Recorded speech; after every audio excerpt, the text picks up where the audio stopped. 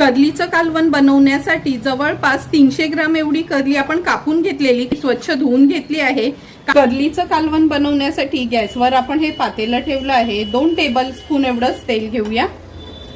तेल पण छान गरम झालं आहे। फोडणीला 7-8 लसणाच्या पाकळ्या चेचून घेतल्यात आणि 2 हिरव्या मिरच्या तेलावर थोड्या परतून घेतल्या आहेत। आता अर्धा चमचा हळद घालूया।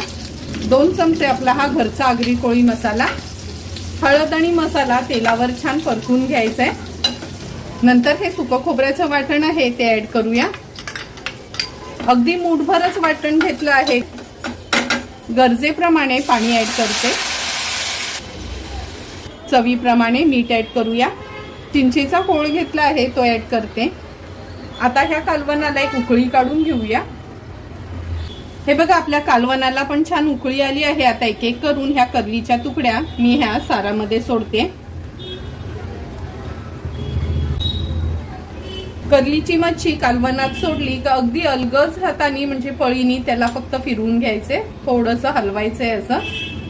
आता हाय फ्लेमवर सुरुवातीला एक उकळी काढून घेऊया।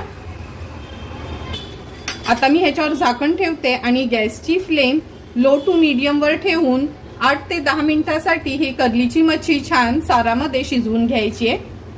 8 ते 10 मिनिटं झालीत आपण हे कारलीचं कालवण शिजत ठेवलं होतं। आता हाय फ्लेमवर एक छानशी उकळी काढूया 2 मिनिटांसाठी। कालवणाला पण छान आपल्या उकळी आली आहे। आता गॅसची फ्लेम स्विच ऑफ करूया। थोडीशा कोथिंबीरने आपण हे कालवण गार्निश करणार आहोत। सुंदर आणि चमचमीत असं आपलं हे कारलीचं कालवण तयार आहे।